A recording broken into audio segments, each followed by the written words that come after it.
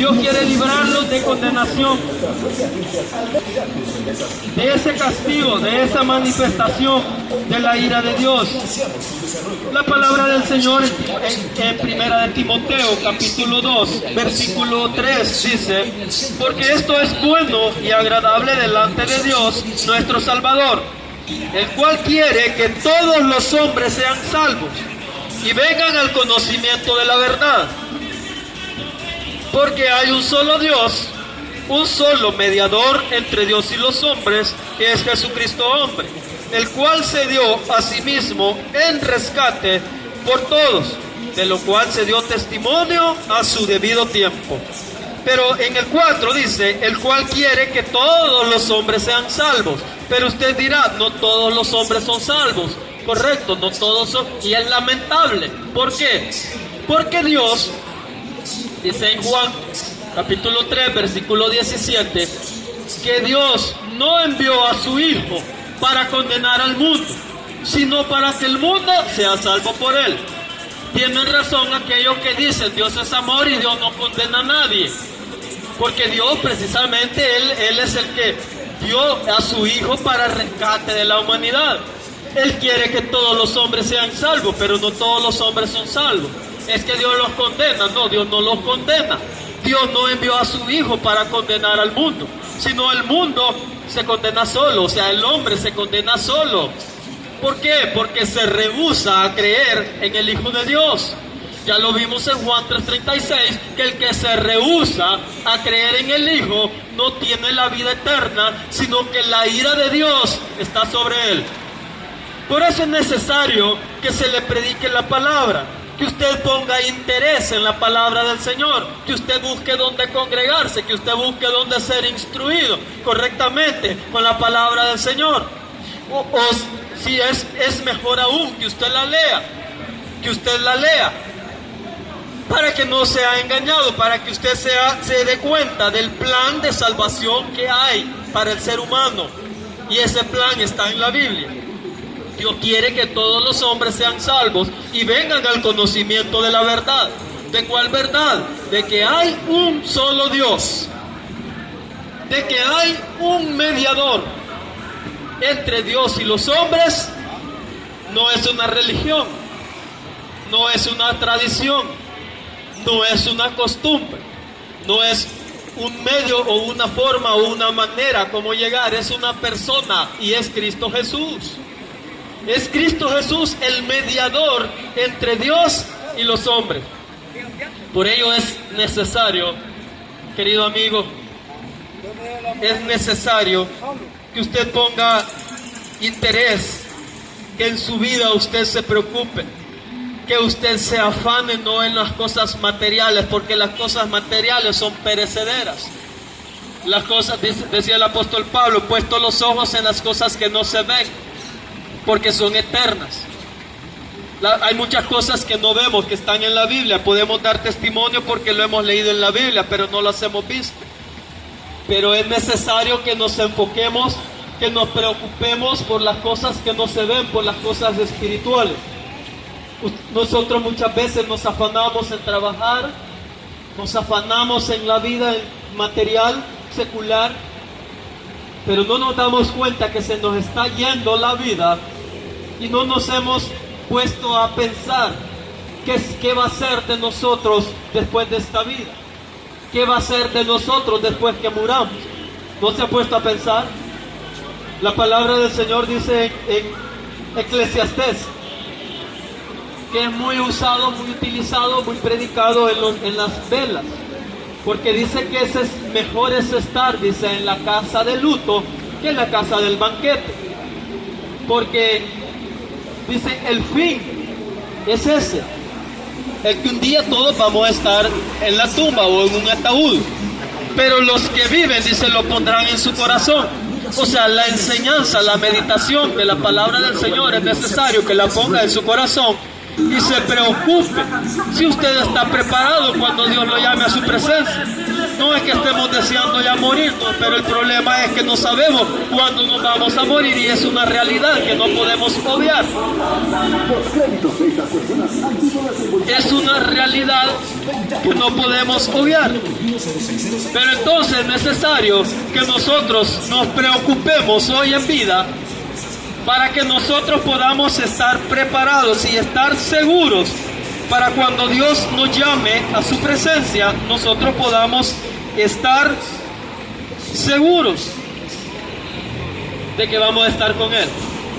Conciliado, había estado conciliado, el ser humano estaba conciliado con Dios, pero con esa caída que sufrió, con el engaño en Jardín del Edén, se reconcilió, se desunió, se enemistó. Por eso es necesario, porque Cristo Jesús es el que viene a reconciliar, a reunir algo que estaba conciliado, que se desconcilió, pero es necesario que vuelva a conciliarse, y solamente lo hace Cristo Jesús. Por eso toda persona sin Cristo Jesús está enemistada con Dios. Y eso se tiene que hacer hoy en vida. No es que ya después de la muerte va a tener una segunda oportunidad. No, aquí en la tierra Dios nos ha dado segunda y terceras oportunidades para que arreglemos nuestra vida y nos pongamos a cuentas con Dios, a cuentas con Él por medio de Jesucristo. Y eso tiene que ser en vida, porque Eclesiastés dice: aún hay esperanzas para todo aquel que está entre los vivos. Dice Eclesiastés 9:4: aún hay esperanzas para todo aquel que está entre los vivos, porque mejor es perro vivo que león muerto. Significa, el ejemplo está bastante, para algunos puede ser pesado, la comparación, donde dice que aún hay esperanzas para todo aquel que está entre los vivos, porque más vale perro vivo que león muerto. Lo que está diciendo que ya de muerto ya no podemos hacer nada para reconciliarnos con Dios. Tiene que ser en vida. Tiene que ser en vida, porque es usted que lo va a hacer. Usted y yo es que lo hacemos voluntariamente, reconociendo que somos pecadores y que necesitamos de Cristo Jesús, que Él es el único mediador para poder reconciliarnos con Dios. Si no lo hacemos de esa manera, seguimos enemistados con Dios. Pero los que estamos en Cristo Jesús, por eso dice Romanos 8, los que estamos en Cristo Jesús, ninguna condenación hay para los que están en Cristo Jesús.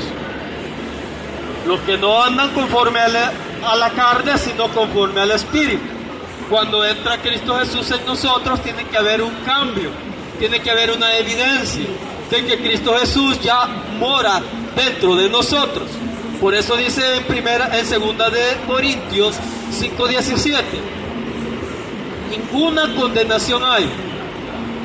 Dice en Romanos, pero en Corintios nos está hablando de que el que está en Cristo es una naturaleza diferente.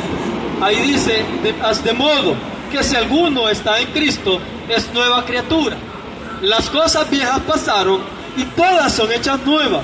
Cuando allí en Corintios se habla de que el que está en Cristo, nueva criatura es, está haciendo énfasis o significa de la naturaleza que le mencionaba cuando venimos en el estado natural, que estamos sin Cristo, estamos bajo el estado que dice en Adán, que todos pecaron. Esa naturaleza pecaminosa que poseemos pecado, no que desde niño hayamos pecado, no, poseíamos una naturaleza de pecado. Entonces aquel que está en Cristo es nueva criatura, porque esa naturaleza Cristo vino a quitarla y a poner una simiente. Por eso dice en Hebreo que la simiente de Dios mora dentro de nosotros, es decir, Cristo Jesús morando en nosotros. Por eso es que ya en Cristo Jesús somos una nueva criatura.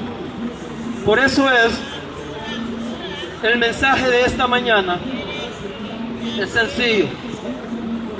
El mensaje de esta mañana es que todo ser humano, donde quiera que esté, quien quiera que sea, ya sea niño, ya con sus reconocer que es pecador, es una necesidad que tenemos de recibir a Cristo Jesús. Este mensaje, y usted está ahí en ese lugar meditando en la palabra del Señor, yo lo voy a invitar a que usted lo invoque, a que usted haga una oración, pero que usted la haga con todo su corazón.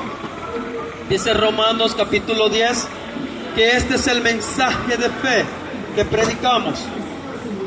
Este es el mensaje de fe. Dice en el 8, 10:8, ¿más qué dices? Tú te preguntas y muchos dicen, bueno, ¿y cómo es que podemos obtener la salvación? ¿Cómo es que tener una fe salvífica, no una fe sencilla, no una fe simple? Una fe sencilla o simple es que usted cree en Dios, que usted cree en Jesús, sabe que vino, que murió y que resucitó y que está con Dios el Padre. Pero creer así no lo hace salvo. Lo hace salvo cuando usted lo toma personal y lo dice: Señor Jesús, yo te recibo, yo te acepto como mi Señor y Salvador personal. Por eso dice en Romanos 10:8. Más, ¿qué dice? Cerca de ti está la palabra. ¿Qué tan cerca? Muchas religiones hacen la salvación, la ponen de aquí al cerro de Izalco, del volcán de Santa Ana. Y dice: luche, esfuércese, haga obra, haga esto, haga lo otro, y hasta que llegue allá usted va a ser salvo. No, la salvación, desde aquí ya podemos ser salvos y llegar hasta allá con más facilidad, porque ya tenemos la salvación. Por eso dice, cerca de ti está la palabra. ¿Dónde? ¿Qué tan cerca? A la altura de tu boca y de tu corazón. En tu boca y en tu corazón. Esta es la palabra de fe que predicamos en el 9. Que si confesares con tu boca que Jesús es el Señor y creyeres en tu corazón que Dios le levantó de los muertos, serás salvo. Porque con el corazón se cree para justicia, pero con la boca se confiesa para salvación. Pues en la Escritura dice: todo aquel que en Él creyere no será avergonzado. Si usted cree en Él, si usted ha escuchado este mensaje y ha tomado esa decisión, cree en Él, pero hoy quiere entregarle su corazón, nunca va a ser igual, nunca será avergonzado todo aquel que en Él cree. Así que lo voy a dirigir en una oración. Ahí donde está, usted hágala con todo su corazón. O cuando llegue a su casa, a solas, en su intimidad, en su dormitorio, donde sea, usted hágala, porque esto es un trato, una relación, un encuentro personal entre usted y Jesús, para poder llegar al Padre. Dígale: Señor Jesús, yo te recibo hoy